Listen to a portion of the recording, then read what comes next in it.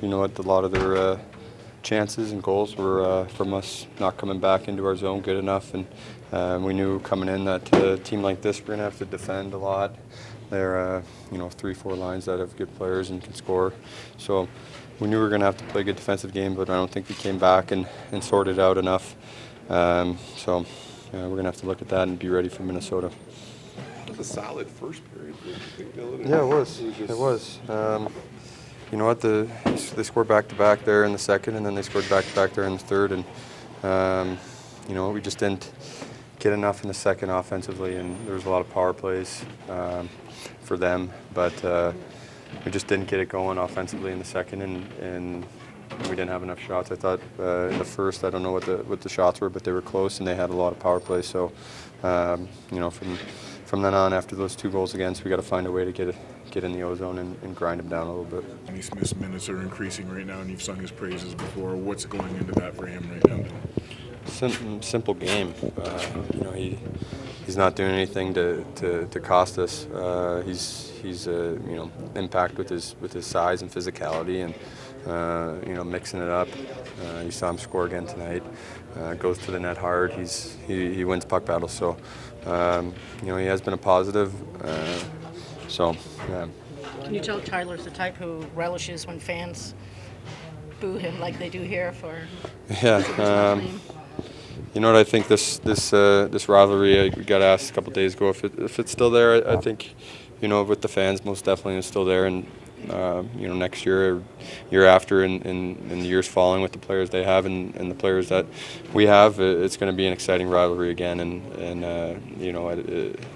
Tyler absolutely does, and he's a guy that I can't wait for him to be in a playoff series with us and see what he can do. They're a team that wants to spend a lot of time in the offensive zone, and we needed to do a better job tonight of playing through bodies and eliminate their rush game and their offensive zone time. They're a team that likes to throw a lot of pucks in that, and they did exactly that. You lost Mike Green. How did that impact things, especially in the third for you guys? Well, it definitely impacts things when you lose a player his caliber. Greener's been steady for us in the back end all year, and when you lose a veteran presence like him out there, especially a guy that logs top minutes, against top lines, it's tough, but it's a chance for everyone else to step up. Just multiple goals you guys give up so quickly. I mean, I don't know that there's a stat out there for it, but man, that's got to kill you guys. It's killed us all season. It's killed us all season. In the second period, they get the power play goal there, a minute and a half or so in, and then nobody picked up McKinnon coming off the bench. I looked twice, there was no one there, and so I was as surprised as everyone when Cal made the pass back door. Tuning on the power play, you had 2 whacks at it out there. How are you finding that role for yourself right now, getting that opportunity in that situation? Pretty good. Like, that's where I'm going to score most of my goals right in front of the net. So the goalie made a good first save. I just tried to bang the rebound in. It didn't go in, but I created a couple chances. Givani, what's changed for you coming up this season? It looks like you're a lot more confident. Just growing as a person, as a player. Spending summers in Detroit and working out, working with the puck, the skilled coaches, and just bringing that into the season. Are you starting to see how using your size can be an advantage for you? Yeah, absolutely.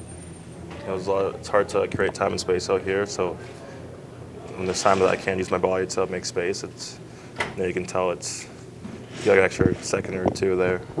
The result is disappointing, but is it important for a team to show you still have fight in you, that when it gets to be 5-2, you still don't just lay down? Absolutely. That's where adversity comes.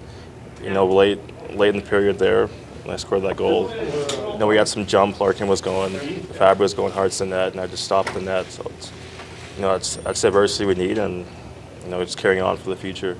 I thought in the second period we couldn't get out of our end. So then all of a sudden you're just spending a whole bunch of time defending. You're getting it out. They out-change just because of that. You can't get people on and off the ice. So then you end up with some shifts that are a bit too long. we lost the forward right away, obviously, in Nielsen, and then the second game in a row, and then we lost a D-man partway through that second, and it just taxed our guys a lot. It's just a whole bunch of defending, and then all of a sudden we didn't have much of our skating legs, and that's a hard team to not have your skating legs against, whether it was off the rush or mainly showed in D-zone. We couldn't create any stalls at all, so if you can't create any stalls, you're chasing people around, and eventually you lose somebody, and it's in your net. We got to be way, way, way better in D-zone. But part of that, a huge part of that, is creating stalls, skating, closing on people, and creating stalls. We got to be better at that. Jeff, are you seeing Dylan really since the Christmas break, maybe he seems to really be asserting himself more? He talked about how his confidence had kind of sagged in the first half.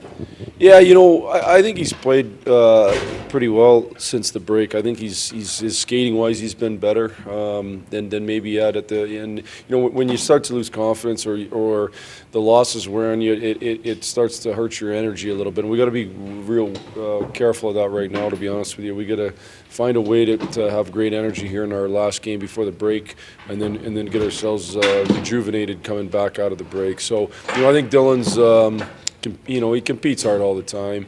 I've asked a lot of them here. We've lost Sentiment in the last 2 games. He played 24 minutes the other night. I haven't seen the report tonight, but I'm sure he played lots of minutes tonight. So I'm asking probably too much of him in terms of minutes. So we got to do a better job managing that. But I think he's playing really, really hard. Just the example of stick-to-itness he showed, and as a team, getting 2 goals, like keeping pushing after they kind of took control. Yeah, I thought getting that goal, the second goal there. I mean, I thought we started to play a little bit, and we've done a pretty good job of not playing the scoreboard, and not playing the record, and just keep playing.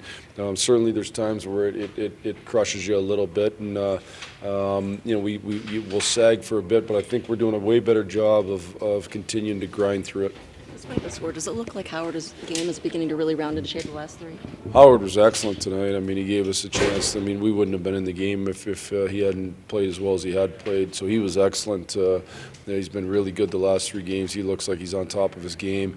I hate to see the backdoor goals, because those are goals that eat away at a goalie's confidence, and we just got to make sure he understands we're going to do everything we can to correct that.